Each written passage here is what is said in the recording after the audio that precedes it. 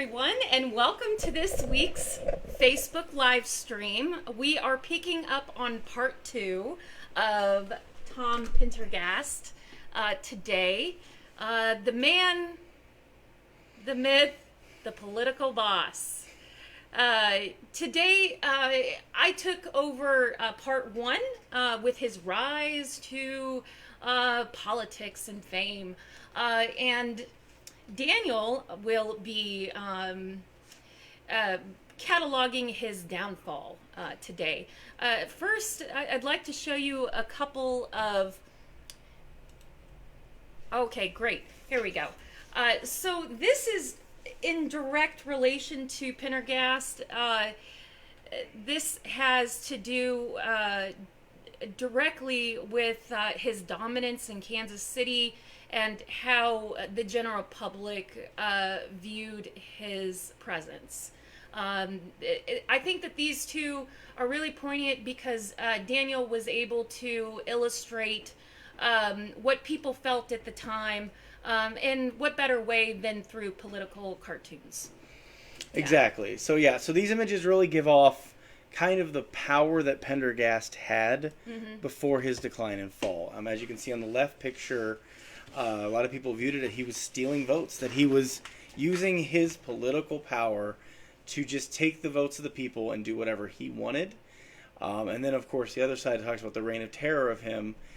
He is kind of special in how he was, in that he didn't really hide his connections to the mob.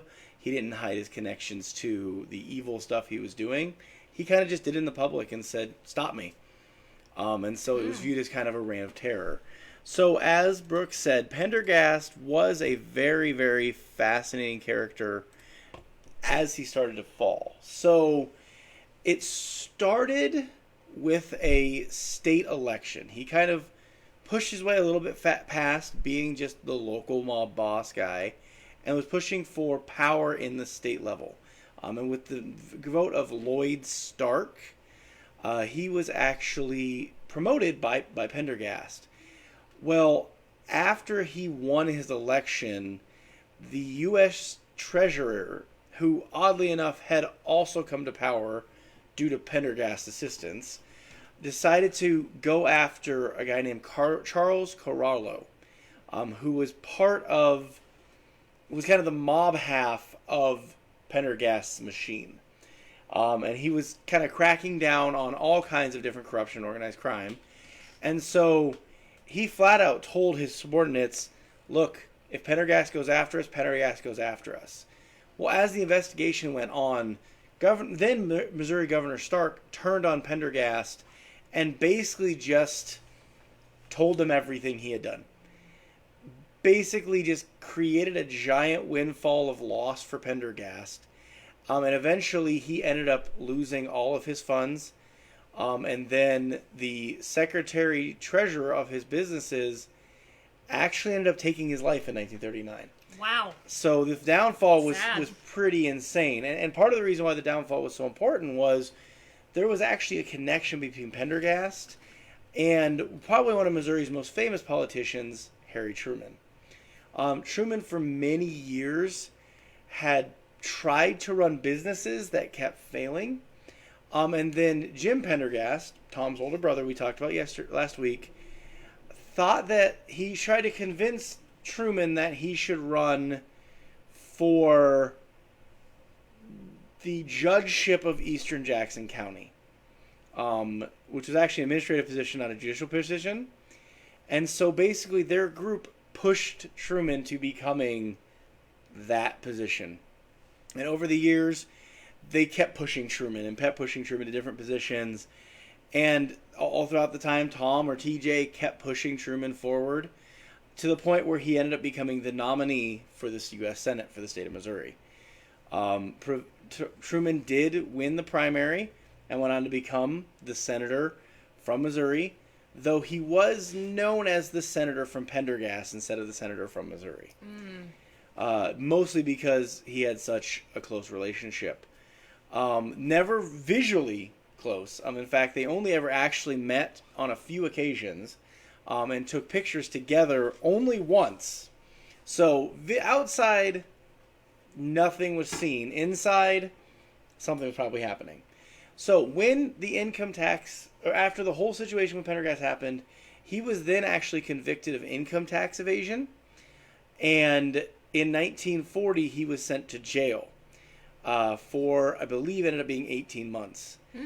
At that time, former Governor Stark came back and tried to beat Truman to take the Senate election. Instead, Truman was reelected and ended up supporting a bunch of U.S. attorneys who went after Pendergast. And he kind of tried to wash his hands clean of Pendergast completely. He won a second term as senator, Truman did, and then ended up becoming president, as we all know. Oddly enough, Pendergast actually was diagnosed with colon cancer while he was in jail, and ended up dying in just after getting out of prison. Wow. And in 1945, he passed away, and Truman actually did attend his funeral, telling people were critical of him, even though at this time he was vice president, saying he had been a friend of his, and so he was with him the whole way. So that was kind of the story of Pendergast. He was an odd political boss. There's actually a great quote from some biographers that talk about how, rather than most big city bosses who were hidden with what they were doing using subversion, he was very open with his alliance with hardened criminals. The mafia were his friends. He was also very, very known for his ability to subvert the democratic process throughout Kansas City, and his insatiable desire to gamble. He was always looking for ways to gamble, but then at the same time, he also promoted Kansas City to open itself up to being a bigger city, being something bigger.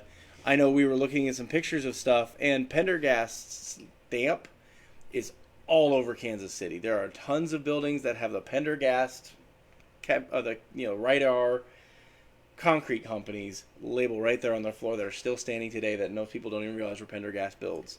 So he kind of built that whole downtown area up, but in the way of doing it, he did it to fill his own pocketbooks, and in the end, he passed away penniless and of colon cancer. So that's a little bit about Mr. Tom Pendergast. That was kind of, his decline was pretty fast. He went from being the big boss to dude in jail with no money in about a 2 or 3 year span. Can you give me some good news? Like, talk about puppies now? Well, the good news is he died. Penniless, and nothing bad happened. We need to end this on a. Well, here's some bright notes. So we are going to be still involved. We are still involved with the Steam to Steam Festival, as we told you guys a few times. So that is coming up in just over 3 weeks. We're super excited. Everything's getting planned and laid out there. I know our friends over at the Allied Art Council came in today and talked to us a little bit about what's going on there. And so there's a little information from them about what's going to happen in Living History. There's some other videos they've done in the past about some of the Chautauqua stages and some of the great artists that are coming in. So definitely check that out. Definitely. And the dates are? That's the 20th and 21st. Free. Yes, completely free. FREE. Also on our website and here on Facebook, you'll see that we do have a Step Into the Row program that's going on. We're actually going to be using pieces of artifacts from the Rose Dig here that you can personally place in your own stepping stone. I had a sample I could hold up. They're absolutely beautiful pieces. We'll bring a sample up next week when we do our video. Okay. But they're absolutely beautiful pieces. You can put them in your own pieces of stepping stone. You can head over to our Facebook page. On our Facebook page here, we have the event for it. Or head to our website where we have a full spot. You can even sign up there. It's only $45, and you get to take home pieces of St. Joseph history and learn how to make a beautiful stepping stone for your garden or your front walkway or wherever you want to put it. Yeah, and seats are limited. Yes. So they're filling up right now. So, the sooner the better. Definitely. To get your spot reserved. Definitely. And along with that, we do invite you to, if you're interested in what's going on here, we're going to be making some new announcements soon of some great membership benefits. So if you're looking for a membership to a museum and a historical group, think of us. Call us here if you're interested. We can tell you a little bit about some of those benefits are going to be, because there's some really cool programs we've been able to add in this year that are going to get you some special access, some stuff that you may not have had access to before. It's an exciting time for new memberships. Definitely. So I should keep quiet about the new features, but to be determined. Yes. So we look forward to hearing from you guys. We'll do some more stuff next week. We have some great ideas. If you have any ideas that you're interested in, let us know down in the comments section. We're happy to do almost any subject matter covering St. Joe history. But thanks so much for joining us here today, and you guys have the most wonderful of day. Thank you.